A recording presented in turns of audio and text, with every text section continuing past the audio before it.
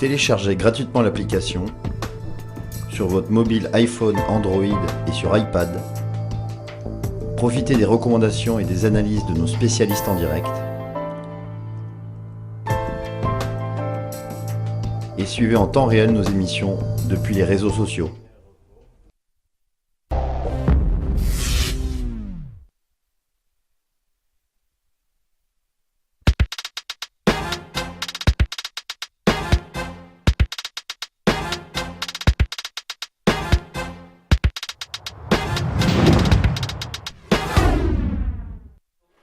Nous sommes de retour sur Direct Investisseur et nous accueillons tout de suite en duplex Pierre Verret, responsable de YouTrading chez Active Trade.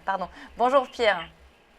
Bonjour Lucie, bonjour Antoine. Bonjour Pierre. On va parler avec vous du pétrole ce matin, le WTI notamment en weekly, c'est-à-dire sur une semaine. Alors, le pétrole a fortement baissé et puis après, on a vu cette consolidation au niveau des 50 $. Aujourd'hui, on en est où? Quelle est votre stratégie sur le pétrole? Alors effectivement, comme vous pourrez le voir un petit peu dans mon analyse d'aujourd'hui, je vais peut-être pas recommander tout de suite une prise de position. Néanmoins, je voulais parler de ce contrat parce qu'il y a plusieurs indications haussières qui sont en train de se mettre en place. Je vais tout d'abord revenir un petit peu sur ce qui s'est passé. Vous faisiez mention d'une baisse à l'instant. Alors effectivement, comme tout le monde sur une échelle hebdomadaire, on a pu observer finalement qu'un marché qui se traitait en tendance baissière depuis donc la fin août 2014. On a pu, comme tout le monde, observer les prix passer de 95-96 $ environ pour atteindre un plus bas au niveau des 43,41 $ environ. Voilà.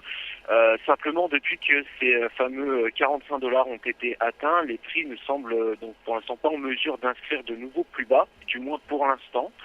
On peut donc légitimement s'attendre vis-à-vis de la configuration chartiste actuelle, on peut légitimement s'attendre à un double creux sur cette zone. On a actuellement un RSI qui est repassé au-dessus des 30%, exactement à 38,2. Concernant l'ADMI, donc l'indicateur directionnel, on a un ADX à 42, donc qui indique qu'on a un mouvement toujours en tendance, et on a également un croisement du DI+ et du DI- à la hausse, ce qui indique qu'une pression acheteuse est vraisemblablement en train de s'installer sur l'actif. Il faudra néanmoins attendre, je parle toujours sur le graphique hebdomadaire, il faudra néanmoins toujours attendre une clôture au-dessus des 53,75 $, 54 $ environ, pour déclencher finalement la figure de double creux. Maintenant, c'est vrai qu'à plus court terme, le marché évolue, comme vous pouvez le voir, en situation de range, donc depuis environ la fin janvier de cette année, un range qui est compris cette fois entre R1 et S1, tel que j'ai pu l'écrire sur le graphique, R1 en rouge et S1 en vert. Les prix sont donc assez proches de R1 actuellement, juste après un nouvel échec de dépassement de cette zone.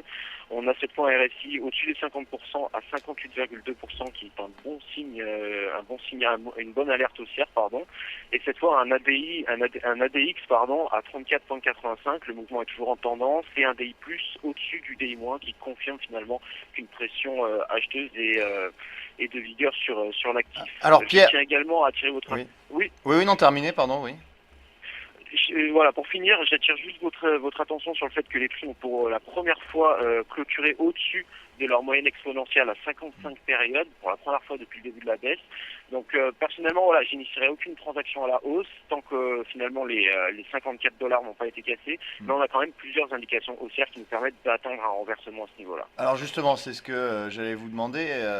Étant donné que là, nous n'avons pas encore le signal sur les prix de la cassure du point pivot que vous avez tracé aux alentours des 55 $, on ne fait rien. C'est-à-dire qu'on n'entre pas en position, on ne commence pas à initier des positions à l'achat.